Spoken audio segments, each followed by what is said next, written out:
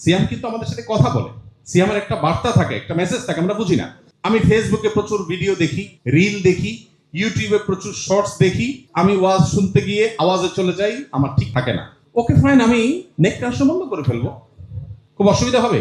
এই শক্ত সিদ্ধান্তটা নিতে পারলে আপনার জীবনে ব্যাপক পরিবর্তন আনা সম্ভব। শেষ দশকের প্রত্যেক রাতে আল্লাহ তাআলা বহু মানুষকে জাহান্নাম থেকে মুক্তির ঘোষণা দেন, ডিসিশন নেন। আল্লাহ তাআলা চান বান্দার একটা বিনম্র অন্তর, চোখের পানি, দিলের দরদ ব্যথা। কত হতভাগা আছি আমরা, পুরো রমাদান চলে যায়, একটি বারের জন্য 5টা মিনিট আল্লাহর কাছে চোখের পানি ফেলে দোয়া করার সুযোগ আমাদের হয় না। আসসালামু আলাইকুম ওয়া রাহমাতুল্লাহি ওয়া বারাকাতুহু। সবাই ভালো আছেন? আলহামদুলিল্লাহ। এশার নামাজ এখন আমাদের হয় নাই। এশার নামাজ অবশ্য একটু দেরিতে পড়াই উত্তম। সুলুসুল লাইল বা রাতের 1/3 পর্যন্ত অপেক্ষা করে একদম ওয়াক্ত হওয়ার শুরুতেই এশার নামাজ পড়া আফজাল না। নবী করিম সাল্লাল্লাহু আলাইহি ওয়াসাল্লাম বলেছেন, আমার উম্মতের জন্য যদি কষ্টকর না হতো আমি নির্দেশ করতাম যেন তারা এশা একটু দেরিতে পড়ে। এই দেরিতে পড়ার মানে আবার মধ্যরাত না। তো এইটা বাংলাদেশে মাদ্রাসাগুলোতে আমল হয়, এর বাইরে আর কোথাও হয় না। মাদ্রাসাগুলোতে দেখবেন 9টা, 9:15 এই টাইমে এসা হয় সাধারণত, অন্য জায়গায় সাধারণত হয় না। তো যাই হোক, আজকে আমরা ইচ্ছা হোক অনিচ্ছা হোক সে আমলটা করবো ইনশাআল্লাহ। এই যে কষ্ট করে এসেছেন সেজন্য আপনাদেরকে ধন্যবাদ জানাচ্ছি আসুন্নাহ ফাউন্ডেশনের তরফ থেকে। নিশ্চয়ই অনেক কর্মব্যস্ত, অনেক ঝুট ঝামেলা সব উপেক্ষা করে আপনারা এসছেন, আমাদের মা বোনরা এসছেন। যে উদ্দেশ্যে এসছেন আল্লাহ রাব্বুল আলামিন সেই উদ্দেশ্যকে পরিপূর্ণভাবে সফল এবং সাকসেস করে যাওয়ার তৌফিক দান করুন। আপনারা শুরু থেকে অনেকগুলো সেশনে গুরুত্বপূর্ণ অনেকগুলো কথা শুনেছেন। দরকার হলো আমল করা, এগুলোকে কাজে লাগানো। আমরা সবাই সর্বাত্মক চেষ্টা করব যে পরামর্শগুলো, যে অ্যাডভাইসগুলো আমরা পেলাম সেগুলো অনুযায়ী আমল করে রমাদানকে সবচেয়ে সফল এবং সার্থকভাবে কাটাবার চেষ্টা আমরা করবো ইনশাআল্লাহ। আমরা আসুন্নাহ ফাউন্ডেশন থেকে যে কয়েকটা বই করেছি, আমাদের বেশিরভাগ বই রমাদান কেন্দ্রিক, এবং রমাদান কেন্দ্রিক বইয়ের এই কাজ আজকে নতুন না। এটা আমি আজ থেকে 20 বছর আগে থেকে শুরু করেছি। 20 বছর আগে আমি রমাদান সম্পর্কে একটা ছোট্ট ছোটি বই আমার ছিল, মাহে রমাদান ফাজাইল মাসাইল আমাল। এই দীর্ঘ 20 বছর ধরে রমাদানকে প্রোডাক্টিভ করার জন্য, সফল করার জন্য নানামুখী প্রচেষ্টার মধ্য থেকে আমরা আসুন্নাহ ফাউন্ডেশন থেকে এই সর্বশেষ এসে রমাদান প্ল্যানার, মাহে রমাদানের সাথে শামল, তারাবির সালাতে কোরআনের বার্তা, এই বইগুলো করেছি। নিচে বোধহয় স্টলে পাওয়াও যাবে। আপনারা এগুলো মানুষের কাছে পৌঁছে দিবেন যাতে অন্য মানুষজন পড়ে এবং আমল করে আমাদের রমাদান যেন সার্থক হয়, সাকসেস হয়। আল্লাহ আমাদের সবাইকে সেই তৌফিক দান করুন। যেহেতু আমার আগে আলহামদুলিল্লাহ অনেক গুরুত্বপূর্ণ সেশন হয়েছে, ওলামা একরাম কথা বলেছেন, বিভিন্ন এক্সপার্টরা কথা বলেছেন, তো তারপরেও যেহেতু বেশ কিছু জিনিস আপনাদের জন্য প্রস্তুত করা হয়েছে সেগুলো আপনাদের সামনে পেশ করা দরকার, আমি পেশ করবো ইনশাআল্লাহ। আমার তৌফিক ইল্লা বিল্লাহ। প্রথম কথা হলো, রমাদান প্রোডাক্টিভ করতে হবে কেন? প্রোডাক্টিভ না করলে কি সমস্যা কেউ বলতে পারেন? রমাদানকে সাকসেস করার জন্য এত বিশেষ চেষ্টা দরকারটা কি? না করলে অসুবিধাটা কি? চমৎকার চমৎকার। ভাই বলেছেন যে নবী করিম সাল্লাল্লাহু আলাইহি ওয়াসাল্লামের সেই হাদিস আমাদের সবার জানা। জিবরিল আমিন এসে বলেছিলেন, বাউদা মান আদরাকা রমাদান ওয়া লাম ইগফার লাহ, যে রমজান পেল অথচ ক্ষমা পেল না, সে দূর হোক, ধ্বংস হোক। ব্যাপারটা খুব সিরিয়াস। জিবরিল নিজে থেকে কিছু বলেন না, আল্লাহর কাছ থেকে আনেন। প্রস্তাব দিয়েছেন জিবরিল, আর সম্মতি জ্ঞাপন করেছেন নবী করিম সাল্লাল্লাহু আলাইহি ওয়াসাল্লাম। কতটা সিরিয়াস! অতএব রমাদানকে যদি প্রোডাক্টিভ করা না যায়, রমাদানকে যদি সফল করা না যায়, সার্থক করা না যায়, তাহলে এটা অত্যন্ত ভয়াবহ বার্তার মুখোমুখি আমাদেরকে করে দিবে।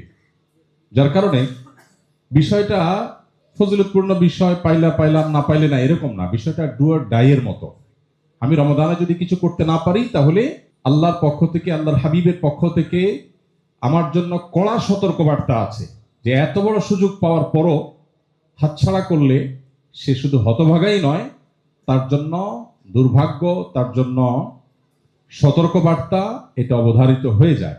তো এই জন্য প্রোডাক্টিভ রমাদান এটা আমাদের এমন এক লক্ষ্য যেটা আমাদেরকে অ্যাচিভ করতেই হবে, যেটা আমাদেরকে হাসিল করতেই হবে।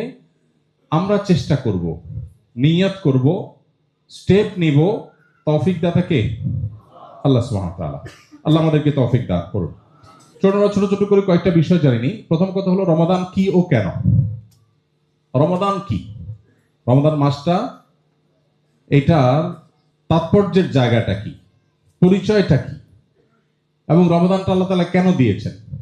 আপনারা একটা হাদিস শুনেছেন যে লাইলাতুল কদর আল্লাহ তাআলা এই উম্মতকে দিয়েছেন। এই উম্মতের যে বৈশিষ্ট্যগুলো আছে এর মধ্যে একটা হলো লাইলাতুল কদর এই উম্মতকে আল্লাহ দিয়েছেন। পূর্ববর্তী উম্মতদেরকে লাইলাতুল কদর দেওয়া হয়। লাইলাতুল কদরের এক রাতের ইবাদত হাজার মাসের ইবাদতের চাইতেও, হাজার মাসের চাইতে বেশি উত্তমের মানে কি লাখ মাস, সেটা বলা হয়নি। তার জ্ঞান কার? আল্লাহর আছে। তো হাজার মাসের চাইতেও উত্তম যে লাইলাতুল কদরের ইবাদত, সেটা এই উম্মতকে দেয়া হয়েছে। এই প্রসঙ্গে একটা হাদিস আপনারা নিশ্চয়ই শুনে থাকবেন, বেশ প্রসিদ্ধ এবং বহুল প্রচারিত হাদিস। সেটা হলো নবী করিম সাল্লাল্লাহু আলাইহি ওয়াসাল্লাম পূর্বের যে মানুষরা ছিল যারা অনেক বেশি হায়াত পেত, নূহ আলাইহিস সালাম কত বছর হায়াত পেয়েছেন? তো 900 বছর, 1000 বছর, আরো বেশি হায়াত আগের যুগের মানুষ পেত। কিয়ামতের আগে আখিরি জামানার উম্মত হিসাবে নবী করিম সাল্লাল্লাহু আলাইহি ওয়াসাল্লামের উম্মত, তাদের হায়াত আস্তে আস্তে কমে আসছে। তো 1000 বছর ধরে আল্লাহর ইবাদত করে যতটা ভালো কাজ করা যায়, নেকামল অর্জন করা যায়, অল্প সময়তে এত বেশি করা যায় না। আল্লাহ তাআলা লাইলাতুল কদর আমাদেরকে দিয়েছেন। এর একটা হিকমা এটাও হাদিস দ্বারা প্রমাণিত যে আমরা যাতে অল্প সময়ে অনেক বেশি ইবাদতের সওয়াব নিয়ে যেতে পারি। অতএব রমাদান আসছে আমাকে অল্প সময়ে বিপুল পরিমাণ সওয়াব আমার ঝুলিতে, আমার অ্যাকাউন্টে দিয়ে আমি যেন দুনিয়া থেকে যেতে পারি, সেই সুযোগটাকে আমাকে তৈরি করে দেওয়ার জন্য। সেই সাথে রমাদান আসছে আমাকে সারা বছর যে ক্ষতি, সেই ক্ষতিটা পুষিয়ে নেওয়ার জন্য। আমরা সারা বছর আমল ইবাদতের যে ঘাটতি তৈরি হয়, আমরা চাইলে রমাদানে আল্লাহ তাআলা সে আবহ তৈরি করে দিয়েছেন। শয়তানকে শৃঙ্খলাবদ্ধ করা হয়, জান্নাতের ডোর ওপেন করে দেওয়া হয়, জাহান্নামের দুয়ার বন্ধ করে দেওয়া হয়, অর্থাৎ ভালো কাজের একটা আবহ তৈরি হয়ে যায়। এই জন্য দেখবেন রমাদানে একজন আপদমস্তক খারাপ মানুষও তার মনোজগতে এক ধরনের পরিবর্তন হয়। পারলে শয়তানও মনে হয় একটু নেকামল করার চেষ্টা করে, এমন একটা ভাব। শয়তান নেকামল করবে না, কিন্তু এমন অবস্থা যে ঘুষখোরও ড্রয়ার খুলে বলে যে এখন রোজা আছি তো এখানে রেখে দেন, পরে নেব, ইফতার পরে নেব। তো ঘুষখোর পর্যন্ত রোজা রেখে টাকা ধরতে চিন্তা করে। তার মানে আল্লাহ তাআলা একটা আবহ তৈরি করে দিয়েছেন রমাদানের মাধ্যমে, যাতে আমরা সারা বছরের ক্ষতি পুষিয়ে নিতে পারি। আমি যখন মাদ্রাসায় পড়ি, ছাত্র জীবনে, অনেক আগের কথা, আমার আব্বার এক বন্ধু ছিলেন, ওনার কাপড়ের দোকানে রমজানের আগে যখন মাদ্রাসা বন্ধ হতো, আমি হাফেজ না, তারাবির জিম্মাদারি নেই আমার, তো ওনার দোকানে বসে ওনার একটু হেল্প করতাম। তো ঈদের আগের দিনগুলোতে মনে আছে, রমজান মাসে বিশেষ করে আপনার সন্ধ্যার খানা ইফতারের পরে আর খাওয়ার টাইম নেই, রাত 10টা 11টা বেজে গেছে। বললাম, চাচা খাবেন না? আরে বেটা, খানা কত খাবি, কালকে খাবি সারাদিন, আজকে চান রাত, আজকে কামাই করতে হবে, সব মাসে তো উপার্জন হয় না। তো রমাদান মাসটা হলো কামাইয়ের মাস, আমরা এটাকে বানাই নিছি খাওয়ার মাস। আমাদের বাণিজ্য মন্ত্রণালয় সংশ্লিষ্ট যে সমস্ত ডিপার্টমেন্টগুলো আছে, যারাই যখন সরকারে থাকুক, বেচারাদের রমজানের আগে থেকে চ্যালেঞ্জ থাকে যে খাবার দাবার সব ঠিক মতো মজুদ আছে, বারবার করে বলতে হয়, কারণ মানুষ খাওয়ার জন্য প্রস্তুত হইতেছে। যেখানে পুরো রমজানের সারা দিনে খাবারের অপশনই নেই, সেখানে খাবার তো অন্য দিনের চাইতে একটু কম লাগা, অন্য মাসের চাইতে একটু কম লাগার কথা, কিন্তু রমজানে তার চাইতে কম হয় না বেশি লাগে? বেশি লাগে। আমাদের রমজানের প্রস্তুতি মানে কি? ছোলা, চিনি, বেগুন, বেসন, যা যা লাগে এই আইটেমগুলো কিনা, এ হলো রমজানের প্রস্তুতি। মহিলাদের রমজানের প্রস্তুতি কি? যত রকমের আইটেম লাগে সেগুলো জোগাড় তারা করছে, আর পুরুষরা বাজার করছে। এগুলো আমাদের রমজানের প্রস্তুতি। রমাদান কি এবং কেন আসছে, এটা হয়তো থিওরিক্যালি আমরা অনেকেই জানি, বাস্তবতা হলো সুযোগটাকে আমরা বেশিরভাগ মানুষ কাজে লাগাতে পারি না। আল্লাহ আমাদের সবাইকে এটাকে কাজে লাগাবার তৌফিক দান করুন। প্রিয় ভাইরা আমার, রমাদান মাস আসছে আমাদেরকে অল্প সময়ে অনেক সওয়াব আহরণ করবার সুযোগ এনে দেওয়ার জন্য। রমাদান মাস আসছে আমাদের সারা বছরের আমলের যে ঘাটতি আসে সেই ঘাটতিটা পুষিয়ে নেওয়ার জন্য। ব্যবসায়ের যেরকম মৌসুমের সময় ডাল সিজনের ব্যবসা করে নিতে হয়, আমাদের রমাদান মাসটা আসছে সেজন্য। সেই সাথে আল্লাহ তাআলা এই মাসে মাপের জন্য, মাগফিরাতের জন্য বহুমুখী পথ খুলে রেখেছেন। আমলের ক্ষেত্রে রমাদান কেন্দ্রিক ফজিলতের যে হাদিসগুলো পরিমাণে এত বেশি যে যেই রমাদান বছরে 30 দিন সিয়াম সাধনা, 30 দিনের আমল, সেটা নিয়ে এত ফজিলতপূর্ণ হাদিস রয়েছে। গুরুত্বের বিচারে রমাদানের সিয়ামের চাইতে যাকাতের গুরুত্ব বেশি না কম? বেশি। কিন্তু মর্যাদা বা ফজিলত সংক্রান্ত হাদিস যদি আপনি দেখেন, আপনি দেখবেন যাকাতের তুলনায় সিয়াম এবং রমাদান কেন্দ্রিক হাদিস এর পরিমাণ বেশি। তার মানে এত বড় সুবর্ণ সুযোগ কেউ হাতছাড়া করুক, এটা আল্লাহ নবী সাল্লাল্লাহু আলাইহি ওয়াসাল্লাম চাইতেন না। রমজানের শেষ দশক যখন হতো, কানান নবী সাল্লাল্লাহু আলাইহি ওয়াসাল্লাম ইদা দাখালাল আশর আহিয়া লাইলা ওয়া আইকাযা আহলা। নবীজি শেষ দশক আসলে পরিবারের লোকদেরকে ঘুম থেকে ডেকে দিতেন। অন্য সময় এটা করতেন না। উনি তাহাজ্জুদ পড়তেন, পরিবারের সদস্যরা কারোর তৌফিক হলে পড়তেন, কারোর তৌফিক না হলে না পড়তেন, কিন্তু রমাদানের শেষ দশকে উনি সবাইকে ডেকে তুলে দিতেন। কারণ ব্যাপারটা হলো এরকম, আপনি যাচ্ছেন এখান থেকে সেমিনার শেষে বাসায় যাচ্ছেন, সুপার শপের সামনে আপনি যাচ্ছেন, আপনার সাথে আপনার ফ্যামিলির আর 2-4 জন আসছে, সেখানে দেখছেন সুপার শপের সামনে একটা বড় সাইনবোর্ড লাগানো আছে যে আজকে এখন রাত 12টা পর্যন্ত অফার চলতেছে, যে যা নিবে 101 টাকা। একটা অফার, যদি এটা বাস্তবসম্মত না, ধরুন 101 টাকা যে যা নিবে, বা একটা নির্দিষ্ট ট্রলি এটা ভরে নিবে অল্প একটা অ্যামাউন্ট দিয়ে, একজনে একটা ট্রলি নিতে পারবে। এখন আপনার গাড়িতে যদি আপনার সাথে আরো লোকজন থাকে ফ্যামিলির, এরা যদি একটু জিমায় যায়, গাড়িতে অনেক সময় জিমা যায় না, আপনি বলবেন যে থাক আমি যাই, ওরা ঘুমো জিমা, এটা বলবেন? আরে তাড়াতাড়ি উঠ, গোমবোধ যেতে পারবে বাসায়, লুট করে নিয়ে যাচ্ছে মানুষ, জলদি আয়। আফসোস করবেন, ইস ছেলেটা নিয়ে আসলাম না বাসা থেকে, তাহলে ওরাও নিয়ে যেতে পারতাম, তাই না? নবী করিম সাল্লাল্লাহু আলাইহি ওয়াসাল্লাম শেষ দশক আসলে পরিবারের লোকদেরকে ঘুম থেকে ডেকে দিতেন। আরে আল্লাহর মাগফিরাত বন্টন হচ্ছে, এটা নিজের এই ট্রলি ভরে ফেরার সময়, এটা ঘুমানোর সময় না। কিন্তু আমরা রমাদান কি এবং কেন সেটা বিষয়ে মানুষ বুঝি না। আল্লাহ আমাদেরকে বোঝার তৌফিক দান করুন। শাব্দিক অর্থের বিচারে রমাদান এই শব্দটা আরবি রমাদন থেকে, যার অর্থ জ্বালিয়ে দেওয়া, ভস্ম করে ফেলা, পুড়িয়ে দেওয়া। এখন রমাদান মাসের যে মর্যাদা, মাহাত্ম্য, এর সাথে জ্বালানো পোড়ানোর কি সম্পর্ক? জ্বালানো পোড়ানো এটা তো বাহ্যিকভাবে ভালো কোনো জিনিস আমরা বুঝি না জ্বালানো পোড়ানো বলতে। অনেক মুহাক্কিক, অনেক গবেষক ওলামা ইকরাম বলেছেন যে মূলত এই মাসে বান্দার আমলগুলোকে আল্লাহ তাআলা এত দ্রুত মাফ করে দেন যে এই মাসটা গুনাহ জ্বালানোর মাস, পাপাচার ভস্ম করার মাস। এত সুবর্ণ সুযোগ এই মাসটাতে আসে, এই জন্য এই মাসের নামই হলো রমাদান। রমাদানের প্রধান আমল হলো সিয়াম, যেটাকে আমরা রোজা বলি। রোজার উদ্দেশ্য কি, লক্ষ্য কি? সবাইকে একমত? আমরা রোজা কেন রাখি? কেউ বলছেন আল্লাহ সন্তুষ্টির জন্য, কেউ বলছেন তাকওয়া অর্জন করার জন্য। কোনটা সঠিক উত্তর হবে? দুইটা তো সঠিক না। তাকওয়া ব্যাপার কি? এখন আওয়াজ একটু বেড়ে গেছে এটার পক্ষে। আপনার আল্লাহ সন্তুষ্টি চান না, তাহলে আবার তাকওয়া দিয়ে কি করবেন? আমরা রোজা রাখি কি আল্লাহ সন্তুষ্টির জন্য না তাকওয়া অর্জনের জন্য? এতে আপনাদের বল পাল্টে গেল তো দেখি।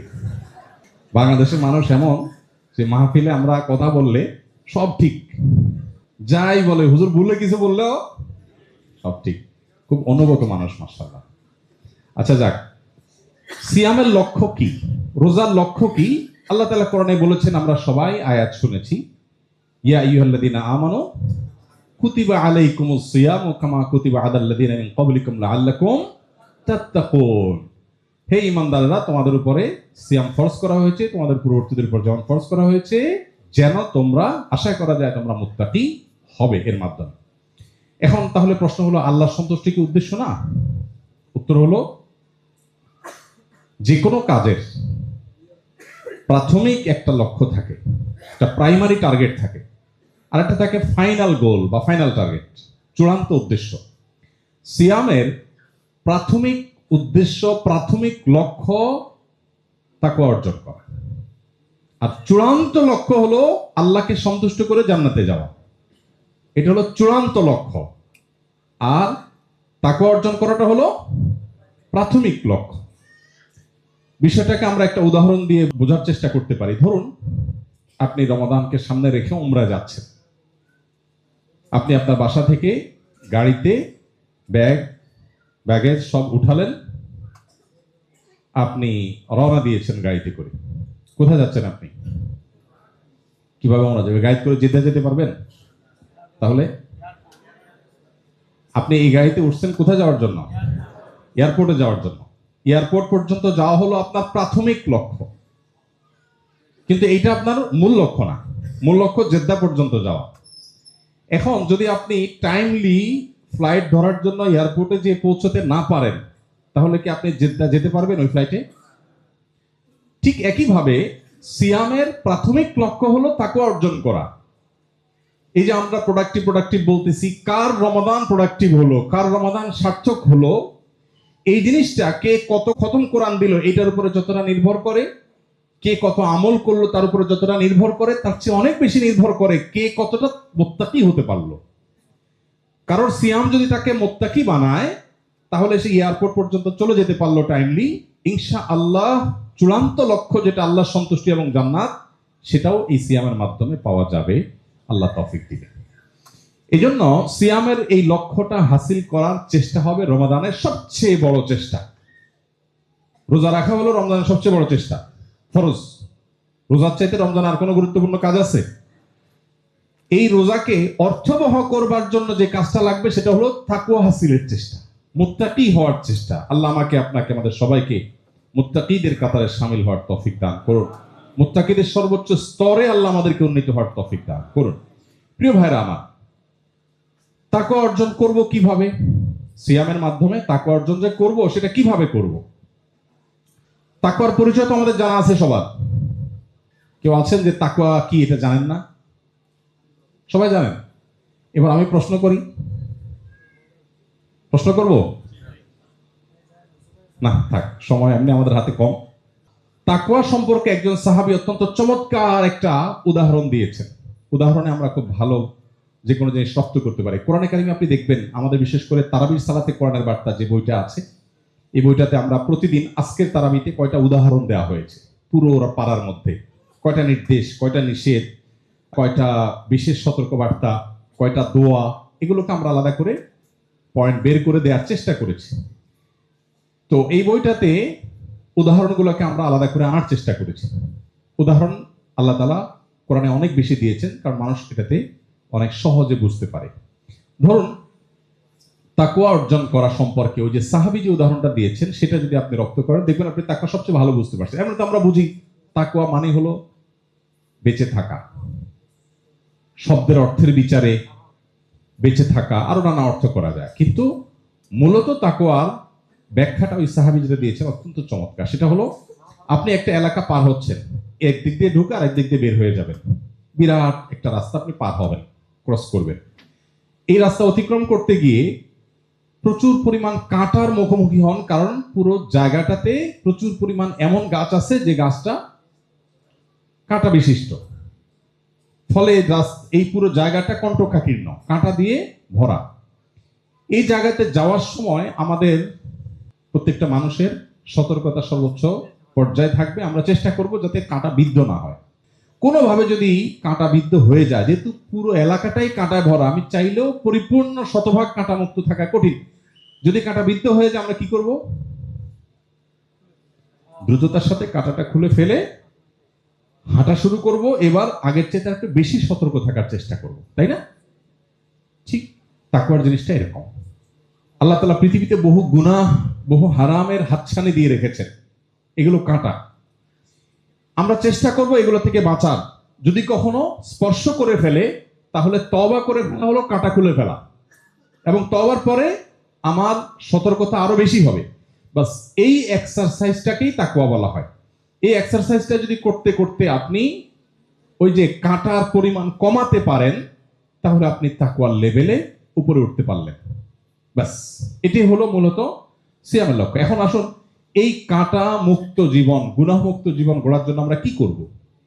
আমার আগে ফাহিম আপনাদেরকে পরিবেশ সম্পর্কে, আশপাশটা এনভায়রনমেন্ট সম্পর্কে বলেছে, সে কথা এখানেও চলে আসবে। আল্লাহ তাআলা কোরআনে কারিমে বলেছেন, ইয়া আইয়ুহাল্লাযীনা আমানুত্তাকুল্লাহ ওয়া কুনু মা'আস সাদিকিন, হে ঈমানদাররা তাকওয়া অবলম্বন করো আর সাদিকদের, সত্যবাদীদের সাথে থাকো, মুত্তাকিদের সাথে থাকো। তার মানে এই সঙ্গ এবং পরিবেশটা মানুষকে অনেক বেশি প্রভাবিত করে, ফলে এই জিনিসটা আমাদের জন্য খুব গুরুত্বপূর্ণ। আসুন আমরা কয়েকটা পয়েন্ট দেখে নেই তাকওয়া অর্জনের জন্য আমরা কি কি করব। নাম্বার 1, গুনাহমুক্ত জীবন গড়ার অভ্যাস করা। এটা অভ্যাসের ব্যাপার, যে আমি ধীরে ধীরে গুনাহমুক্ত জীবন গড়ব। অভ্যাস গড়ার জন্য অনেকগুলো স্টেপ আমরা নিতে পারি, যার যার মতো প্ল্যান তৈরি করতে পারি। আমরা রমাদান প্ল্যানার আপনাদের জন্য করেছি। রমাদান প্ল্যানার রমাদান উপলক্ষে আপনার আত্মীয়স্বজনকে হাদিয়া দেন, উপহার দেন, এবং পরিবারের সদস্যরা কম্পিটিশন করে পূরণ করেন, যে পুরো প্ল্যানার পূরণ হবে, মাস শেষে আমরা হিসাব নিয়ে বসবো কার কি অ্যাচিভমেন্ট। এই প্ল্যানিং এর অংশ হিসাবে আমি কি কি গুনাহের সাথে জড়িত আমার মোবাইলের নোটে আমি লিখে রাখি। আমার রুমে, আমার ডায়েরিতে একান্তে, যেখানে আমি শুধু দেখবো, মানুষের কাছে গুনাহ প্রকাশ করা নিষেধা দিছি, সো আমি আমারটা লিখে রাখবো। তালিকা যখন করব, তখন আমার মুখ দিয়ে, অন্তর দিয়ে আমার কি কি বদভ্যাস আছে আমি লিখে ফেলি। এই রমাদানে একটা একটা করে বদভ্যাস আমি ধরে ধরে, যে আমি এইটা আমি আমার জীবন থেকে দূর করবই করব। আপনি যদি চূড়ান্তভাবে চেষ্টা করেন, আল্লাহ তাআলা কোরআনে কারিমে বলেছেন, ওয়াল্লাযীনা জাহাদু ফিনা, যারা আমার রাহে মুজাহাদা করে, সংগ্রাম করে। সাধারণ চেষ্টাকে মুজাহাদা বলে না। যারা আমার রাহে আসার জন্য সংগ্রাম চালায়, আল্লাহ বলেছেন, লানাহদিয়ান্নাহুম সুবুলানা, আমি অবশ্যই তাদেরকে দেখাবো আমার দিকে আসার বহু পথ। সে আসতে চাইবে, আল্লাহ একটা পথ দেখাবেন না, সুবুলানা, সাবিলের বহু বচন, বহু পথ আল্লাহ দেখাবেন।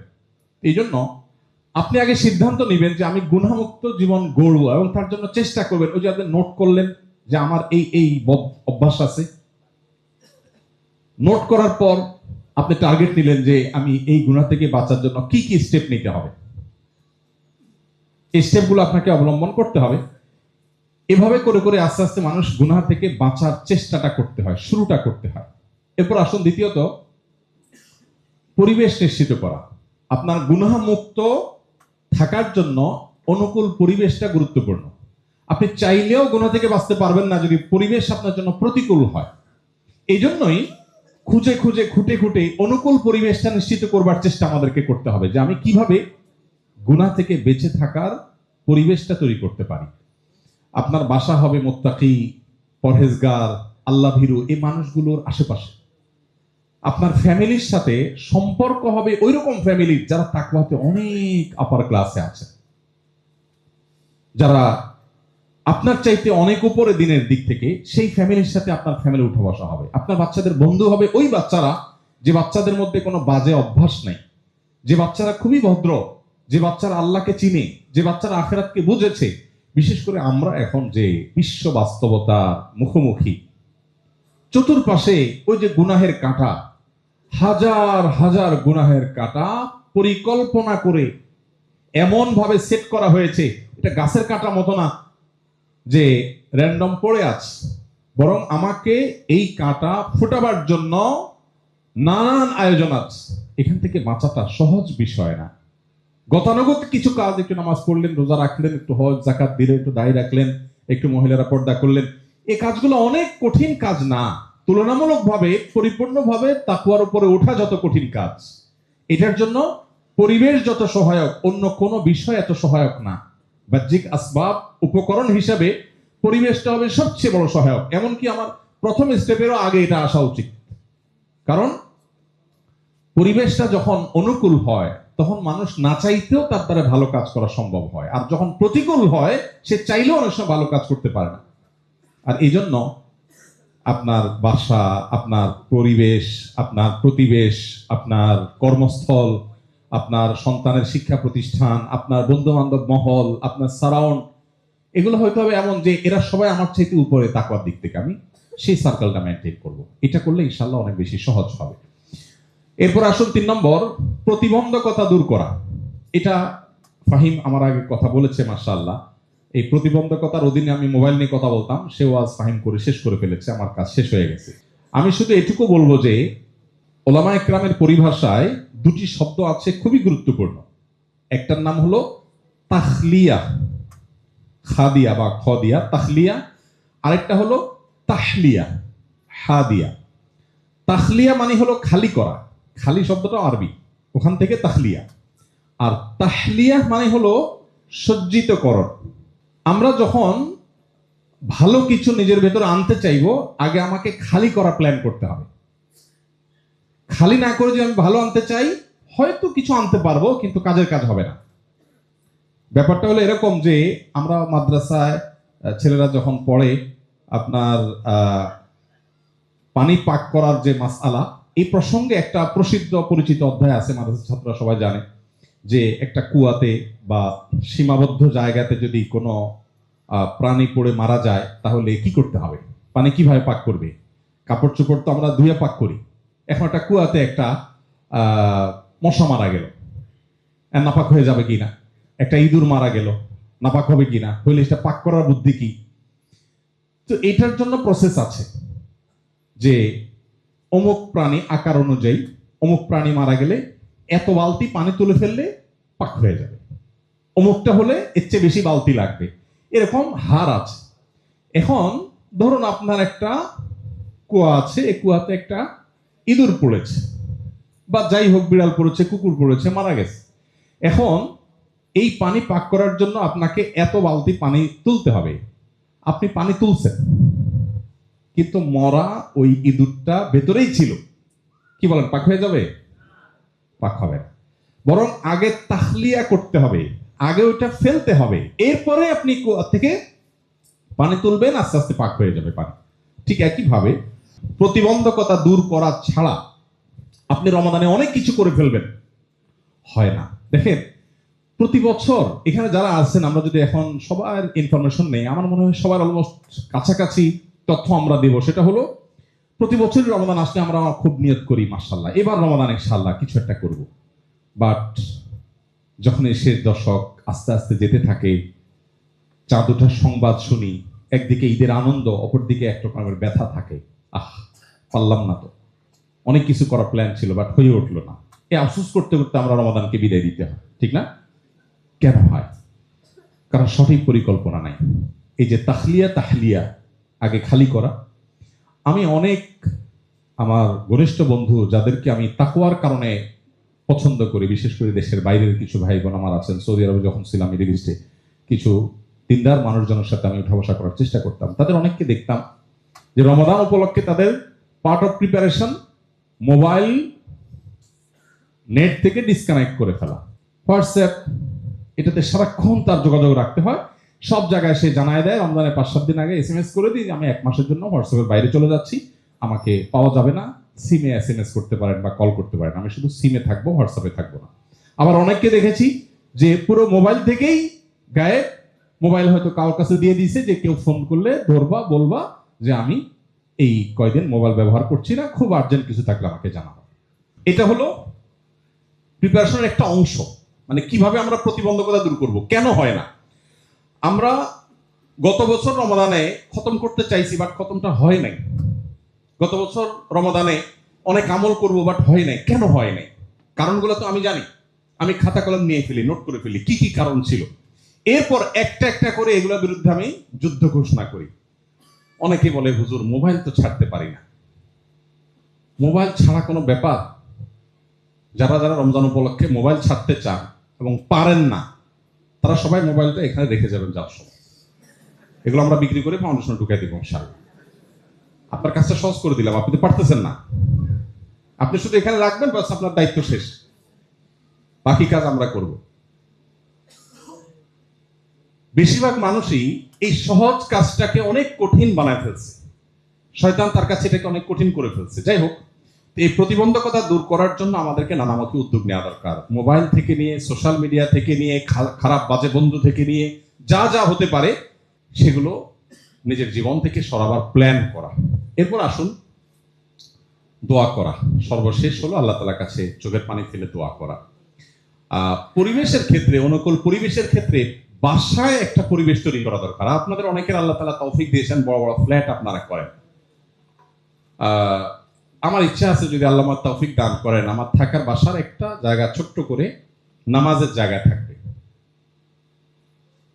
এখন নাই, কিন্তু আমার নিয়ত আছে যদি আল্লাহ তৌফিক দেয়, একটা জায়গা থাকবে। আমরা যেরকম ওয়াশরুম রাখি, আমরা যেরকম ডাইনিং রুম রাখি, ড্রয়িং রুম রাখি, শোবার ঘর থাকে, আমাদের নামাজের কোনো জায়গা নাই বাসায়। আছে? কেন নামাজের জায়গা নাই? কারণ আল্লাহর জমিন, সবই নামাজ পড়া যায়। কিন্তু নামাজের যখন একটা নির্দিষ্ট জায়গা থাকবে, হোক ছোট্ট একটা জায়গা, হোক 3 জন মানুষ দাঁড়াতে পারে। আমি হংকং গেছি, আমার এক ভাই, ওনার বাসায় আমি গেলাম।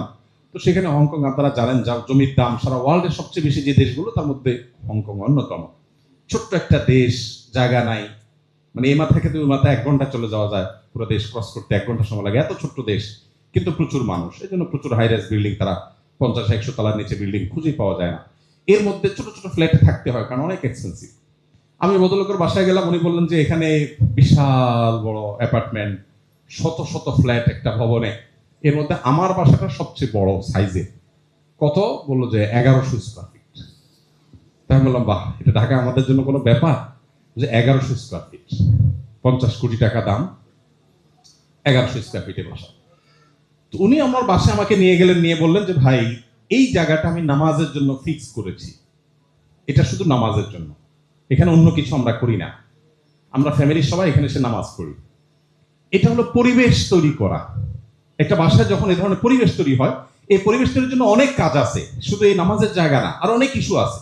ধরুন আপনার পরিবারের সদস্যদেরকে আপনি একসাথে বসে কোরআন তেলাওয়াত করেন, একটা টাইম সবাই মিলে ফিক্স করলেন রমাদান লাগে, যে আমাদের সবার সাথে মিলবে এরকম একটা টাইম কোনটা হয়, যেটা আমরা সবাই কোরআন, তো সবার হাতে কোরআন থাকবে, আমরা সবাই তেলাওয়াত করব, খাবারটা একসাথে খাবো। আমি আমার বাসায় আলহামদুলিল্লাহ দীর্ঘদিন থেকে, আমরা বহুদিন থেকে প্র্যাকটিস করি, বহু বছর থেকে আমরা প্র্যাকটিস করি এক প্লেটে খানা খাওয়া। এটা কিন্তু সুন্নাহ এবং হারিয়ে যাওয়া সুন্নাহ, এটা আমাদের পরিবারে নাই। এখন তো আমাদেরকে পশ্চিমারা শিখাইছে আলাদা গ্লাস, আলাদা বাটি, আমাদের অনেক বেশি হেলথ কনসার্ন হতে হবে, অনেক বেশি আমাদেরকে স্বাস্থ্য সচেতন হতে হবে। এসব করতে করতে এমন অবস্থা হয়েছে যে এখন স্বামীরও আলাদা গ্লাস, ওয়াইফেরও আলাদা গ্লাস। নবী করিম সাল্লাল্লাহু আলাইহি সাল্লাম যে গ্লাস থেকে পানি খেতেন, মা আয়েশা রাদিয়াল্লাহু তাআলা যে দিক দিয়ে পানি খেতেন, গ্লাসের ঠিক ওই দিক দিয়ে মুখ রেখে নবী সাল্লাল্লাহু আলাইহি ওয়াসাল্লাম পানি খেতেন।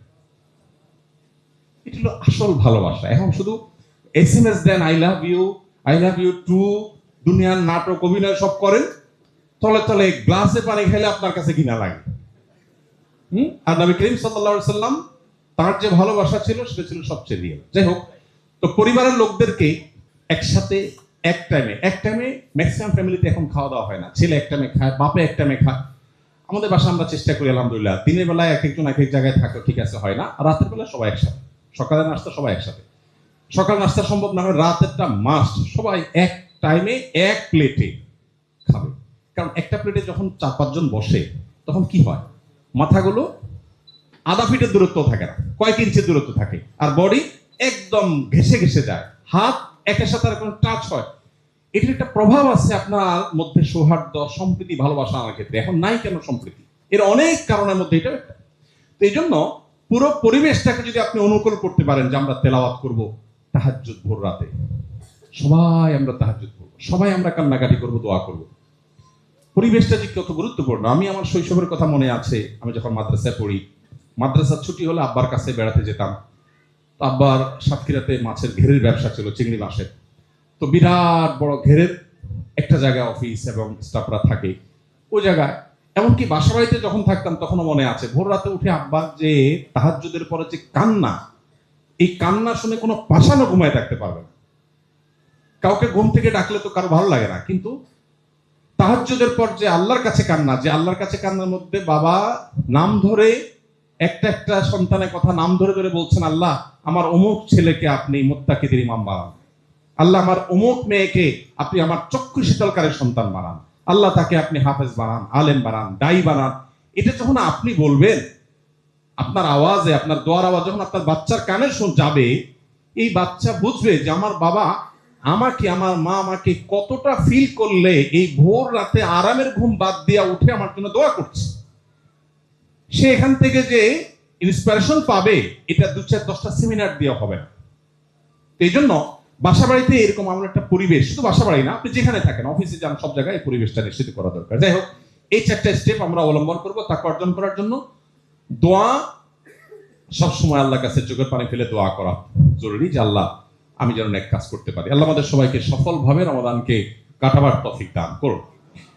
রমাদানের দুটি ভার্সনের কথা বলবো আমরা। রমাদানের দুটি ভার্সন না বলে আমরা বলতে পারি সিয়ামের দুটি ভার্সন। এই ধারণাটা সাইয়েদ আবুল হাসান আলী আন-নাদবী, আপনার নাম শুনেছেন? ভারতবর্ষের একজন বড় মনীষী ছিলেন। এই ধারণাটা ওনার মূলত।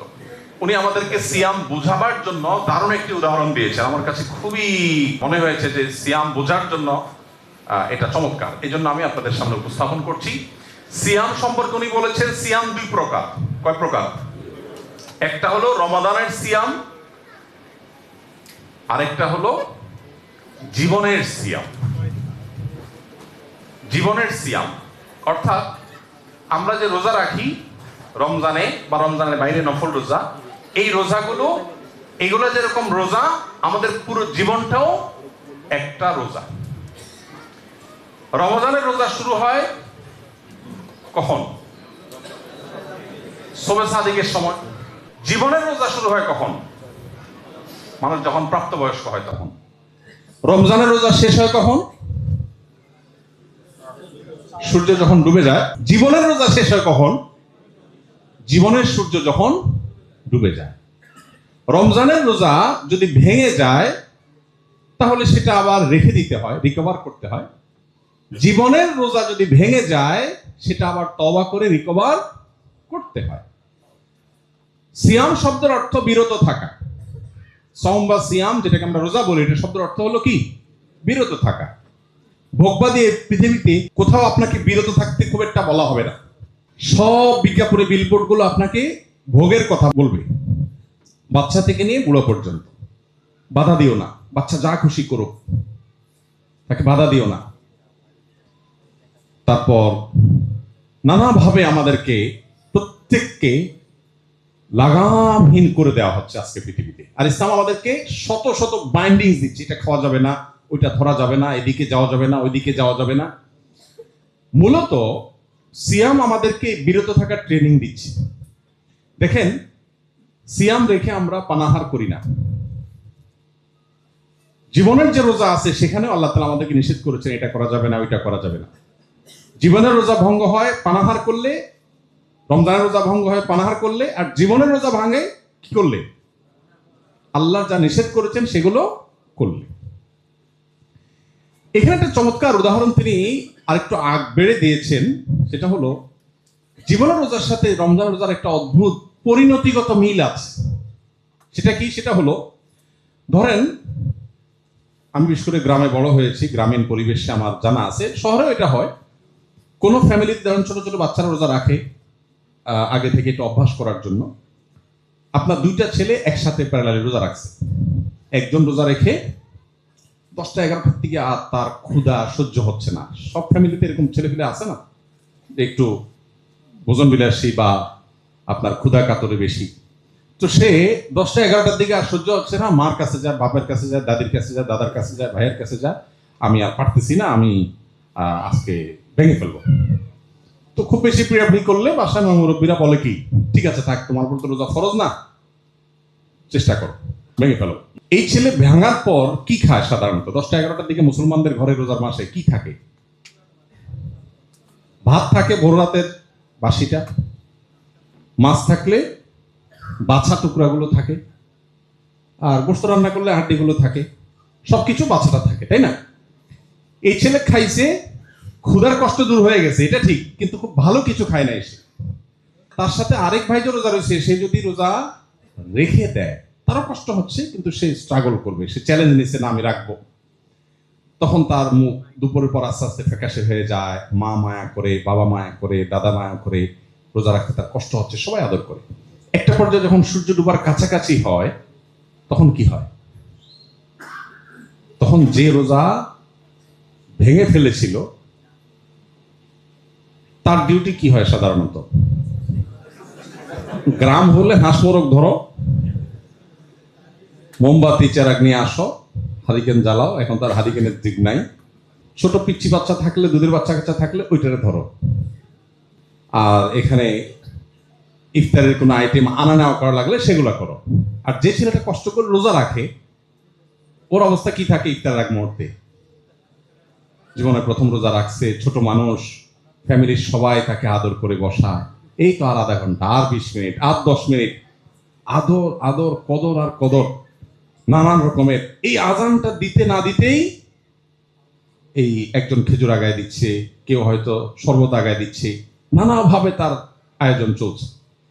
এদিকে যেটা 10টা-11টার দিকে রোজা ভেঙে ফেলছিল, ওইটার অবস্থা কি হয়? ওইটা সব ফ্যামিলিতে একরকম হয় তা আর বলছি না, বাকি মোস্ট অফ দ্য কেস এরকমই হয় যে ওরে দৌড়ের উপর রাখা, তুমি এখানে কি করতেছো? তুমি বাচ্চা ধরো, ও কাঁদতেছে, ওখানে ধরো, যা চুলাটা বন্ধ করো, ওই কাজটা করো, বেচারা দৌড়ের উপরে থাকে। সেও ইফতার খায়, বাট তাজা এবং প্রথম দিকের ইফতার না, কিছুক্ষণ পর সে আস্তে ধীরে কিছুটা বাচ্চাটা খায়। তাহলে সকালে খাইলো সেটাও বাসিটা, সন্ধ্যায় খাইলো সেটাও বাচ্চাটা খাইলো। কিন্তু সে সাইদ আবুল হাসান রহমতুল্লাহ আলাইহি এই উদাহরণ দিয়ে বলছেন, জীবনের রোজা যারা ভেঙে ফেলে, দূর এত হালাল হারাম বাজ বিচার করে চলে না, পারি না, ভাল লাগে না, দেখা যাবে আল্লাহ মাফ করবে, মোজমাস্তি করে নেই। জীবনের রোজা যারা ভেঙে ফেলে, তারা দুনিয়াতে একটু মোজমাস্তি করে, কিন্তু এটা ওই বাসি খাবারের মতো, খুব বেশি উপভোগ্য না। সে যদি মুসলমান হয়, জান্নাতেও হয়তো একসময় যাবে, কিন্তু সেটা অনেক পরে। পক্ষান্তরে যে কষ্ট করে রোজা রাখে, তার কষ্ট হয় ঠিক, কিন্তু জীবনের সূর্য যখন ডুবতে যায়, তার যখন ইফতারের সময় হয়, তখন আল্লাহর পক্ষ থেকে ফেরেশতা আসে, তাতানাজ্জালু আলাইহিমুল মালাইকা। আল্লাহর পক্ষ থেকে ফেরেশতা আসে এবং এসে বলে, আল্লাহ তাখাফু ওয়ালা তাহজানু ওয়া আবশিরু বিল জান্নাতিল্লাতী কুনতুম তুআদুন। জান্নাতি মানুষের মৃত্যুর আগ মুহূর্তে সে টের পায় সে কোথায় যেতে যাচ্ছে, তার গন্তব্য কোথায় হচ্ছে। তাকে ফেরেশতারা ওয়েলকাম করতে থাকে, আদর যত্ন শুরু হয়ে যায়। আল্লাহ তাআলা আমাদেরকে রমাদানের রোজার পাশাপাশি জীবনের রোজাটাকেও সঠিকভাবে রাখার তৌফিক দান করুন। রমাদানের রোজা আমাদেরকে বার্তা দেয় যে আমাদের সমগ্র জীবনটাও একটা রোজা। অতএব শুধু পানাহার বর্জন না, সমগ্র জীবনে, পুরো জীবনে আমরা তাকওয়া চর্চা করব, আল্লাহর বাধ্যগত থাকবো, আল্লাহর হুকুমের বাইরে চলবো না, মুত্তাকি হয়ে নিজের জীবনকে গড়ে তুলবো। আল্লাহ আমাদের সবাইকে সে তৌফিক দান করুন। চলুন তাহলে সিয়ামের দুটি ভার্সন সম্পর্কে আমরা জানলাম। সিয়াম যেহেতু মূলত শব্দের অর্থই হলো বিরত থাকা, আপনারা লক্ষ্য করবেন সিয়াম রেখে আমরা 3টা জিনিস বর্জন করি, মানে সিয়ামের মূল স্ট্রাকচার ঠিক করবার জন্য। কি কি? পান, আহার, যৌনতা। পৃথিবীতে যত অপরাধ সংগঠন হয়, বেসিক্যালি এই 3টা জিনিসকে 2টা জিনিসের মধ্যে আনা যায়। এক হলো খুনবৃত্তি, আরেকটা হলো যৌনবৃত্তি। এগুলোর কারণে যত খুন খারাপি, রাহজানি, ডাকাতি, মানুষ হত্যা, মানুষের ক্ষতি করা, শত্রুতা, মামলা মোকদ্দমা, গালি যা হয়, most of the case mainly এই 2টা জিনিসকে ঘিরে হয়। সিয়াম রমজান মাসে বলছে তুমি এটাকে কন্ট্রোল করো। সিয়াম কিন্তু আমাদের সাথে কথা বলে, সিয়ামের একটা বার্তা থাকে, একটা মেসেজ থাকে, আমরা বুঝি না। দেখুন রমজান মাসে আপনি যখন রোজা রাখেন, রোজা রাখার পর আপনার জন্য দিনের বেলা যে পানাহার করা, এই পানাহার করাটা তো বেসিক্যালি হালাল খানা, তো অন্য সময় খাওয়া হালাল, তাই না? হালাল খাবার, হালাল পানীয়, ক্ষুধাও আছে আবার খাবারও আছে, কিন্তু আপনি খাচ্ছেন না। ইফতারের সময় হয়ে গেছে, সূর্য ডুবার জন্য অপেক্ষা করছেন, ক্ষুধাও আছে খাবারও আছে, আপনি খাচ্ছেন না। এমনকি একা কোনো কক্ষে আছেন, কেউ দেখছে না, কোনো সিসি ক্যামেরাও নাই, সেখানেও আপনি খাচ্ছেন না। যে লোকটা আস্ত একটা চিটার, বাটপার, সত্য কথা জীবনেও বলে না, সেও কিন্তু রোজা রেখে রুমের দরজা আটকায় খায় না। খায়, সব জায়গায় বাটপারি করলেও রোজা রেখে বাটপারি। এই জন্য হাদিসে কুদসিতে আল্লাহ তাআলা বলেছেন, আস-সাওমু লি, রোজাটা আমার জন্য একান্তে বান্দা নিবেদন করে, ওয়া আনা আজজি বিহি, এজন্য এর বিনিময়টা আমি নিজে দেব। এখন সিয়ামের মধ্যে এক ধরনের নিষ্ঠা আছে, যেটা অন্য অনেক ইবাদতে এনশিওর করা খুব কঠিন। সিয়ামের নিষ্ঠা নিশ্চিত করা এটা খুবই সহজ, এটা জটিল কিছু না। শুধু সিয়াম থেকে বার্তাটা নেওয়া যে আমার সামগ্রিক জীবনেও তো আল্লাহ আমাকে দেখছেন, তাহলে আল্লাহ নিষিদ্ধ কাজ আমি কিভাবে করি? এই বার্তাটা যদি আমরা নিতে পারি এবং জীবন পরিবর্তন করার সংকল্পটা করতে পারি, ইনশাআল্লাহ আমাদের সিয়াম এবং রমাদান সার্থক। আল্লাহ আমাদেরকে তৌফিক দান করুন। চলুন, সময় একেবারে শেষের দিকে। রমাদান জীবন গঠন করবার জন্য এবং সার্থক করবার জন্য ছোট ছোট কয়েকটা পরামর্শ। নাম্বার 1, গুনাহ মাফের সুবর্ণ সুযোগ হিসাবে আমি যেটা বলেছি, নোট করে ফেলা এবং ডিসিশন নেওয়া, গুনাহের পথ বন্ধ করে দেওয়া। আমি ফেসবুকে প্রচুর ভিডিও দেখি, রিল দেখি, ইউটিউবে প্রচুর শর্টস দেখি। আমি ওয়াজ শুনতে গিয়ে আওয়াজে চলে যাই, আমার ঠিকঠাক থাকে না। ওকে ফাইন, আমি নেট কানেকশন বন্ধ করে ফেলবো। খুব অসুবিধা হবে? কিছু অসুবিধা হবে। আমি বড় কিছু পাওয়ার জন্য কিছু অসুবিধা আমাকে মানতেই হবে। এই শক্ত সিদ্ধান্তটা নিতে পারলে আপনার জীবনে ব্যাপক পরিবর্তন আনা সম্ভব। তাহলে গুনাহ মাফের যে সুযোগ, এক হলো গুনাহ মুক্ত থাকা, আর হলো গুনাহ মাফ করানো। মাফ করানোর সুযোগ এজন্য যে বিশেষ করে শেষ দশকে নবী সাল্লাল্লাহু আলাইহি ওয়াসাল্লাম বলেছেন, ওয়ালিল্লাহি ওয়াতাকাউ মিনান নার ওয়া যালিকা ফি কুল্লি লাইলা। শেষ দশকের প্রত্যেক রাতে আল্লাহ তাআলা বহু মানুষকে জাহান্নাম থেকে মুক্তির ঘোষণা দেন, ডিসিশন নেন। এখন আমি জানি যে আমার ডিসিশন কি হলো না হলো, আদৌ আমি সেটার মধ্যে পেলাম কিনা। এর জন্য দরকার কি জানেন? আল্লাহ তাআলা চান বান্দার একটা বিনম্র অন্তর, চোখের পানি, দিলের দরদ ব্যথা। কত হতভাগা আছি আমরা, পুরো রমাদান চলে যায়, একটি বারের জন্য 5টা মিনিট আল্লাহর কাছে চোখের পানি ফেলে দোয়া করার সুযোগ আমাদের হয় না। আমি বলি এজন্য, আমাদের রমজান 4 জিনিসের নাম। বাঙালি বা আমাদের সাবকন্টিনেন্ট, এমনকি ওয়ার্ল্ড ওয়াইড মুসলমানদের এখন অবস্থা দাঁড়িয়েছে এই যে রমজান মানে 4 জিনিস: রোজা রাখা, তারাবি পড়া, ইফতার করা, সাহরি করা। এই 4 জিনিসে রমজান সীমাবদ্ধ। আমরা যে মাহে রমজানের সাথে শামল বইটা লিখেছি, এই বইটা আপনারা একদম ছোটি বই, 1 নিমিষে পড়ে ফেলতে পারবে। এই সাথে শামল কিন্তু রমাদানের। এই সাথে শামলের মধ্যে কিন্তু 5 ওয়াক্ত নামাজ বলি না আমরা, কারণ এটা রমজানের না, এটা 7 বছরের। আপনি দেখেন, আপনি 4টা কাজকে রমাদান বানিয়ে ফেলেছেন। এর বাইরে যে আরো অনেক কাজ আছে, আমরা অনেকে জানিও না। এই জন্য গুনাহ মাফের সুযোগ হিসাবে রমাদানের যখন সামগ্রিক সব আমলগুলোকে আমি আনবো এবং গুনাহ মাফের জন্য সর্বোচ্চ চেষ্টা করব, ইনশাআল্লাহ বিইজনিল্লাহ রমাদান আমার জীবনে বড় ধরনের ছাপ রেখে তারপর যাবে। তৃতীয়ত, যেটা একটু আগেও শুনলেন আপনারা ফাহিমের বক্তব্য থেকেও, যে বিবাদ বর্ষা থেকে বেঁচে থাকার নির্দেশনা আলাদা করে আছে রমজানকে কেন্দ্র করে। এখন রমজানকে কেন্দ্র করে আপনি দেখবেন যে শয়তান আরো বিভিন্ন ঝগড়ার আইটেম বাড়ায়, উপলক্ষ তৈরি করে। আপনাকে ডিসিশন নিতে হবে যে আপনি রমজানে যত ইস্যু আসুক নিজেকে সর্বোচ্চ শক্ত রাখবেন। বাসা বাড়িতে, বিশেষ করে কর্মস্থলে, যে সমস্ত জায়গাগুলোতে আমাদের বর্ষা হয়, এই বর্ষা বিতর্কগুলো এগুলো ছাড়ার একটা প্রশিক্ষণ। আপনি রমজান পুরো মাস যদি ট্রাই করেন, রমজানের পরে দেখবেন কারোর সাথে ঝগড়া করার আগে দেখবেন হঠাৎ একটু বাধা আসছে, কারণ আপনি তো রমজান ধরে স্ট্রাগল করছেন, অভ্যাস করছেন। আচ্ছা, এর পাশাপাশি কোরআনের সাথে সময় কাটানো। কোরআনের সাথে আমাদের হাতে একেবারে সময় নাই। কোরআনের সাথে সময় কাটানোর জন্য অনেকগুলো প্ল্যান আছে। এর মধ্যে একটা পরিকল্পনা হলো যে আপনি কোরআনটা বিশুদ্ধ করে তেলাওয়াতের জন্য কোন একটা স্টেপ নেবেন। আসুন্নাহ ফাউন্ডেশন থেকে আমরা এই বছর রমাদান উপলক্ষে একটা ভিডিও তৈরি করেছি গত 1 বছর ধরে।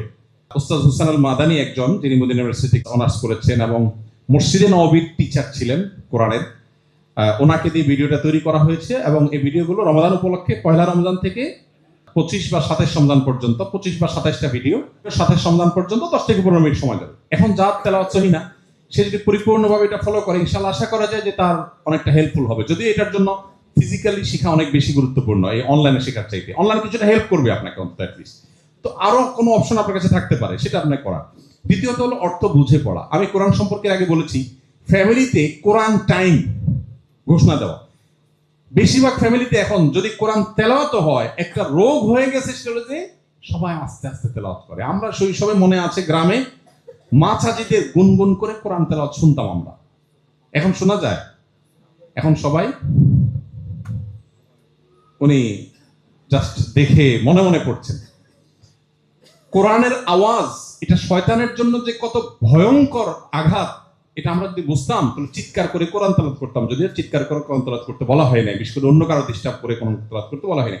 বাসার সবাই মিলে একটু আওয়াজ দিয়ে কোরআন তেলাওয়াত করেন, শয়তান সেখানে প্রবেশ করে না। সূরা বাকারা একটু আওয়াজ দিয়ে তেলাওয়াত করেন, ইনস্ট্যান্ট দেখবেন আল্লাহর কুদরত, যে শয়তান এবং শয়তানি এই বাচ্চাদের যে অ্যাবনরমাল দুষ্টামি, এগুলোর জন্য আমি তো বহুবার দেখেছি সূরা বাকারা চালু করে দেওয়ার পরে বা তেলাওয়াত শুরু করে দেওয়ার পরে আওয়াজ করে মনে হচ্ছে আগুনে পানি দিয়ে দিয়েছে। তো বাসা বাড়িতে একে তো একটা সময় কোরআন তেলাওয়াত করা, দ্বিতীয়ত হলো কোরআন একটু উচ্চস্বরে সরবে যাতে শোনা যায় সেভাবে তেলাওয়াত করা, তৃতীয়ত বিশেষ করে তারাবিকে কেন্দ্র করে আমরা যে বইটা লিখেছি তারাবির সালাতে কোরআনের বার্তা, আপনি বাসায় আজকের যে পারা তেলাওয়াত হবে সেটা সামারিটা আমরা একটু সব মিলে 10 মিনিট সময় লাগবে না, 3-4টা পৃষ্ঠা মাত্র আমরা একটু আলোচনা পর্যালোচনা করে নিই। আজকে তুমি করবা, কালকে আমি করব, কালকে মেয়েটা করবে, ছেলেটা করবে, গ্রুপ স্টাডি করা, একটা পরিবেশ তৈরি হয়। আমি চেষ্টা করি আমার বাসায়, আলহামদুলিল্লাহ। এটা যদি আমরা করি ইনশাআল্লাহ বিদিনা রমাদানকে অনেক বেশি সফলভাবে আমরা কাটাতে পারবো। ভোর রাতে দোয়া, এটা যে কি এক সুযোগ ভাই, আমরা কে না জানি 24 ঘন্টার ভিতরে দোয়া কবুলের সবচেয়ে মোক্ষম সময় কোনটা? ভোর রাতে দোয়া। আমি বড় একটা ব্যবসা প্রতিষ্ঠান বাংলাদেশের একেবারে 1-2-3-এর মধ্যে হবে এরকম একটা ব্যবসা প্রতিষ্ঠানে আমার মনে আছে, আমি একবার কোন একটা কাজে গেছি, পরে এক ভদ্রলোক আমাকে দেখে দৌড়ে আসছে, আয়সা আমাকে জড়ায় টড়ায় খুব জোর করে তার রুমে নিল। একটু মনে হচ্ছে উনি বেশি আবেগপ্রবণ হয়ে পড়েছেন। তো আমার একটু কৌতূহল জাগলো যে মানুষ ভক্তি করে মহব্বত করে একটা লেভেল থাকে, বাট লোকটা একটু বেশি করছে মনে হয়। বললাম ভাই কি? তো উনি আমাকে বললো ভাই জানেন আপনার একটা আলোচনা থেকে আমার জীবন এমন পরিবর্তন হয়েছে, আমি মৃত মানুষ নতুন করে জীবন পেয়েছি। তেমন একটু ব্যাখ্যা করেন। তো ভদ্রলোক আমাকে বললেন ভাই আমি এমন একটা রোগে আক্রান্ত হয়েছি যে দেশ তো বটে, দেশের বাইরে যত ডাক্তার আছেন, যত ট্রিটমেন্ট আছে সবগুলো অ্যাপ্লাই করেছি, বাট আমার সর্বশেষ ডাক্তারদের কথা অনুযায়ী জীবনের আশা ছেড়ে দিয়ে গ্রামে চলে গেছি চাকরি ছেড়ে দিয়ে, যে আর বাঁচবো না, শেষ কয়েকদিন গ্রামে যে আল্লাহ বিল্লাহ করে জীবন কাটাই ফেলি। এর মধ্যে হঠাৎ করে আপনার একটা ভিডিও আসলো, ভোর রাতের দোয়া গুলি মিস হলো, মিস হয় না, অসম্ভব সম্ভব হয়। তো আমি শুরু করলাম তাহাজ্জুদ পড়া, আর কিছু পারি না পারি ভোর রাতে উঠে খুব কান্নাকাটি করি আল্লাহর কাছে। উনি বলেন যে আমি কয়েকদিন আমল করার পর আমার ভিতর পরিবর্তন দেখলাম, এরপরে চেক টেক করে দেখলাম কোনো রোগটুক নাই আমার শরীরে। এখন আমি ওনার কলিগদেরকে আমার সামনে যারা অফিস সহকারী তাদেরকে ডাকলেন, 1-2জনকে ডেকে বলেন এই বলো তোমরা আমার কি আগের চাইতে আমি এখন বেশি সুস্থ গেলাম? বলছে হ্যাঁ আপনি অবশ্যই সুস্থ, আপনি আগে অনেক রিয়্যাক্ট করতেন, রাগ করতেন, আপনি এখন খুবই স্বাভাবিক একজন মানুষ। ভোর রাতের দোয়া গুলি মিস হলেও গুলি মিস হয় না, হতে পারে এই দোয়া মিস হওয়ার সম্ভাবনা খুবই কম, কিন্তু সারা বছর আমরা এই টাইম ঘুমায় থাকি, সকালে অফিস আদালত থাকে, তাহাজ্জুদ পড়া হয় না। রমজানে তো আপনি সারি খেতে উঠেনি, কেন শুধু সারি খেয়ে আপনি ফজর নামাজ চলে যাবেন? আপনি 5টা মিনিট রাখেন, সাহারির আগে আপনি দোয়া করবেন। দেখেন বেশিরভাগ মানুষ হয় কি রমজানে শেষ মুহূর্তে সাহারি খাওয়া সুন্নত আমরা জানি, কিন্তু শেষ মুহূর্তে সাহারি খাওয়ার মানে এই না যে মুয়াজ্জিন আর আপনার মধ্যে কম্পিটিশন চলবে। মুয়াজ্জিন মাইক নিয়ে ঘড়ির দিকে তাকাবে, 3, 2, 1, এখন সে আজান হাঁকবে, আর আপনি এদিকে খাওয়া শেষ মুহূর্তে একেবারে পানিটা বাকি আছে, ট্যাবলেটটা বাকি আছে, ব্রাশটা বাকি আছে, মানে আপনি আর মুয়াজ্জিন কম্পিটিশন করবেন। এই লেভেলে শেষ সময় সাহারি খাওয়া সুন্নত না ভাই। নবী করিম সাল্লাল্লাহু আলাইহি ওয়াসাল্লাম শেষ মুহূর্তে সাহারি খেতে উৎসাহ দিয়েছেন, কিন্তু এর মানে এই না যে এত দেরি করা। এই জন্য যথাসম্ভব অন্তত কয়েক মিনিট আগে সাহারি শেষ করা। আপনি 5টা মিনিট দোয়া করেন, পুরো বাসা নিরিবিলি পরিবেশে অন্ধকারে কেবলামুখী দোয়া করেন, 2 রাকাত 4 রাকাত নামাজ পড়েন। এই সুযোগটা সারা বছর হয় না, কিন্তু এই রমজানে আমি 30 দিন যদি আল্লাহর কাছে চোখের পানি ফেলে দোয়া করি, আরে মাগফিরাতের জন্য এটাই সবচেয়ে বড় সুবর্ণ সুযোগ। আরো তো অনেক চাওয়া আছে আল্লাহর কাছে। ইফতারের আগে দোয়া করা, ইফতারের আগে তো আমরা হুলস্থুল করি, এটা বলার অপেক্ষা রাখে না। আমরা জাল হাদিস বানায় নিয়েছি, রমজানে খাওয়ার কোনো হিসাব নেই। রমজানে খাওয়ার হিসাব তো আরো কড়া হওয়ার কথা, যে আল্লাহ যদি বলে বান্দা দিনের বেলা খাওয়াই বন্ধ করে দিয়েছে আর তোমার বাজেটই বাড়াই দিয়েছি, তুমি আরো উল্টা আরো ধরা খাওয়ার সম্ভাবনা। ইফতারের আগে খাবার নিয়ে ব্যস্ত হই, ঠিক আছে ভাই আমরা অনেক আইটেম খাই, 5-10 মিনিট আগে একদম রেস্ট্রিক্টিভ, যা হয়েছে হয়েছে, চুলায় হয়েছে বন্ধ করে দাও, 10 মিনিট সবাই আমরা দোয়া করবো চোখের পানি ফেলে। এই জিনিসগুলোকে আমাদের সিরিয়াসলি দেখা উচিত। আসলে না হওয়ার কারণে দেখা যায় ওই তাড়াহুড়া চলে যায়। ইফতার করেন আর আজানের জবাব দেন মাগরিবের, কয়জন আছেন? ম্যাক্সিমাম মানুষ আমরা মিস করি, একটু চেষ্টা করলে করা সম্ভব। ইতিকাফ করা, রমজানের সবচেয়ে মজা হলো শেষ দশকে। আমাদের দেশে প্রথম দশকে মসজিদ ফিল আপ হয়ে, বারান্দা ফিল আপ হয়ে রাস্তায় কার্পেট বিছানো লাগে। দ্বিতীয় দশক হলে বারান্দার মুসল্লি আর থাকে না, কার্পেট গোছায় ফেলে মুয়াজ্জিন সাহেবরা, এখন ভেতরে চলে আসে মুসল্লি। আর শেষ দশক আসলে একদম ক্রিম যেগুলো ওয়াক্তিয়া মুসল্লি ওইগুলো থাকে, আর বাকি অতিরিক্ত গুলো ঝরে পড়ে যায়। অথচ রমজানের স্বাদটাই হলো শেষে। নবী করিম সাল্লাল্লাহু আলাইহি ওয়াসাল্লাম জীবনে কখনো ইতিকাফ ছাড়েন নাই, উনি জীবনে কখনো ইতিকাফ দ্বিতীয় হিজরিতে রমজান রোজা ফরজ হয়েছে, দশম হিজরিতে মৃত্যু হয়েছে। এই 8 বছর কখনো রমজানের শেষ দশক এতেকাফ ছাড়েন নাই। 1 বছর এতেকাফ রেখে আবার তাকে বের হয়ে যেতে হয়েছে। তিনি পরবর্তী বছর এটার কাজা হিসেবে 10 দিন, আর ওই বছরের 10 দিন, মোট 20 দিন এতেকাফ করেছেন। যে আমলটা নবীজি জীবনে একবারও ছাড়েন নাই, ম্যাক্সিমাম মানুষ জীবনে একবারও করেন নাই। শত্রুর সাথেও তো এই বৈপরীত্য থাকে না, সেখানে নবী সাল্লাল্লাহু আলাইহি ওয়াসাল্লামের সাথে এইরকম বৈপরীত্য। কজন আছেন এখানে হাত তোলেন একটু যারা ইতিকাফ করেছেন? মাশাআল্লাহ। কিন্তু তারপরেও দেখেন এখানে 30% মানুষ হবে হয়তো সব মিলিয়ে। তো চেষ্টা করবেন তো ইনশাআল্লাহ। ব্যস্ততার কথা এগুলো ছুড়ে ফেলে দেন। আমি ছাত্র জীবনে যখন ইতিকাফ করি, আমি যে স্বাদটা পাইছি ইতিকাফে, আমার কাছে মনে হয় যে ইতিকাফের বিনিময়ে যদি আমাকে যত বড় লোভনীয় অফার দেওয়া হোক, আমার মনে হয় না আমার দ্বারা ওইটা নেওয়া সম্ভব। এই আমাদের মসজিদের ফাউন্ডেশনের মসজিদ কমপ্লেক্সের জায়গা কেনার ঘোষণা দিয়ে আমি এবং সাব্বির আমরা মক্কায় বাইতুল্লাহ ইতিকাফ করতে গেছি। তো যেহেতু 5-6 বছর 7 বছর আগের কথা, তখন ঘোষণা দেওয়ার পর আমরা চিন্তা করছি আমি থাকলে মানুষ অফিসে এসে একটু ডোনেশন করে, তো কিছু করছে। এর মধ্যে চলে গেলাম ইতিকাফে। যাওয়ার পরে সাব্বিরকে বললাম, সাব্বির কাজটাকে ঠিক করলাম, ইতিকাফে একটা নম্বর আমল পরেও করতে পারতাম। মসজিদের টাকা লাগবে 15 কোটি, জমির টাকা, শুধু জমি কিনতে লাগবে 15 কোটি টাকা, 40 কাঠা জায়গা। টাকা উঠছে মনে হয় সব মিলে 50 লাখ 60 লাখ টাকা, 14.5 কোটি টাকা বাকি। আমি থাকলে তো মানুষের টাকা দিত, এখন আমি চলে আসলাম মক্কা, টাকাও তো মানুষ দিবে না। যাই হোক, যা হয়েছে হয়েছে, চলো দোয়া করি, আল্লাহ কাছে কান্নাকাটি করি। এই 2-3 দিন পর বোধ হয় ওখানকার 27 রমজান, বাংলাদেশের 26 রমজান, আমরা অ্যাকাউন্টসে ফোন দিলাম বিসমিল্লাহ পড়ে, যে ভাই কি খবর অ্যাকাউন্টসে। তো আমরা ধরে নিচ্ছি যে হয়তো 1-2 কোটি টাকা হয়তো হয়েছে কিনা। পরে অ্যাকাউন্টস থেকে আমাদেরকে বললো যে আমাদের তো জমিতে লাগবে 15 কোটি, আমাদের অ্যাকাউন্টে জমি কেনা বাবদ 18 কোটি টাকা এসে বসে আছে। 18 কোটি টাকা এসে বসে আছে। আমি এবং সাব্বির সিজদে পড়ে গেলাম, বলে কি ইট ইজ আনএক্সপেক্টেড। আপনি যদি মনে করেন যে আপনার রমজানের ইতিকাফ আপনার কাজকে ক্ষতিগ্রস্ত করবে, আপনি নিশ্চিন্তে থাকুন যে আপনার পেছনে বড় শয়তান লেগেছে, সবচেয়ে বড় মিথ্যুক শয়তান। আমার কোনো ক্ষতি হবে না। যদি ক্ষতি হয়, ইতিকাফ না করলে চেয়ে বেশি ক্ষতি হতে পারে। এটা ডিসিশনের ব্যাপার যে আমি ইতিকাফ করবো, সব আগে ভাগে গোছায় নেবো, কিচ্ছু হবে না। আপনি মরে গেলে কিচ্ছু থেমে থাকবে না, সব চলবে। অতএব ইতিকাফ করবো তো ইনশাআল্লাহ। 3টা আমল, আরাফাতের দোয়া, ইতিকাফের স্বাদ, আর সিজদার দোয়া। এই 3টা জিনিসকে পৃথিবীর কোনো কিছুর সাথে আপনি কম্পেয়ার করতে পারবেন না, কোনো কিছুর সাথে। আপনি একটা রমজান ইতিকাফ ভালো করে করে দেখেন, আপনি যে স্বাদটা পাবেন। সারা বছর নানান এঙ্গেজমেন্ট, ফোকাস থাকে না, ইতিকাফের সময় আপনি মসজিদে আবদ্ধ হয়ে গেছেন, চাইলেও বাইরে যেতে পারছেন না, অটোমেটিক আপনার দ্বারা ভালো কাজ হবে। আল্লাহ আমাদেরকে তৌফিক দান করুন। পরিবারে তিনি আবহাওয়া গড়ে তোলা সম্পর্কে আমি বলে ফেলেছি, সে সম্পর্কে আর আমি বলবো না, শুধু আত্মজিজ্ঞাসা করে শেষ করছি। সেটা হলো, জীবনে তো অনেক রমাদান গেল, কয়টা রমাদান আছে যে রমাদানটাতে আমার তৃপ্তি মতো আমি আমল করে মনে হয়েছে যে আলহামদুলিল্লাহ আমি কিছু একটা করতে পেরেছি? বেশিরভাগ রমাদান আমাদের হেলায় ফেলায় কেটে গেছে। অথচ পক্ষান্তরে আমরা সাহাবীদেরকে যদি আমি দেখি, যে সাহাবীরা কয়টা রমাদান পেয়েছেন, অনেকে একটা রমাদান পেয়েছেন, অনেকে জীবনে 2 বার রমাদান পেয়েছেন, আর ওরা 40 বার 50 বার এক একজন রমাদান পেয়েছে। এক রমাদান পুরো জীবনকে চেঞ্জ করে দিয়েছে। আসেন আমরা দোয়া করি এবং চেষ্টা করি এই রমাদান জীবনের শেষ রমাদান মনে করে এটাকে সর্বোচ্চ সিরিয়াসনেসের সাথে কাটাবার, সর্বোচ্চ সুফল ঘরে তোলার, সবচেয়ে প্রোডাক্টিভ করার, সবচেয়ে সার্থক করার চেষ্টা করব। আল্লাহ আমাদের সবাইকে তৌফিক দান করুন। ইফতারের আইটেমে যদি আপনি বাজাবলার বিরুদ্ধে যুদ্ধ ঘোষণা করতে পারেন, এখন আপনার ছোলা বুট ছাড়া যদি রোজাই না হয়, তো যে কঠিন। আপনি যদি হেলদি খাবারে আসেন, হেলদি লাইফস্টাইলে আসেন, দেখবেন জীবনের রমাদানের অনেক বরকতের সাথে এগুলোর অনেক গভীর সম্পর্ক আছে। অতএব সেই চেষ্টা আমাদের সবাইকে রাখতে হবে। রব্বে করিম আমাদের সবাইকে রমাদানকে সবচেয়ে সফল এবং সার্থক কাটাবার তৌফিক দান করুন।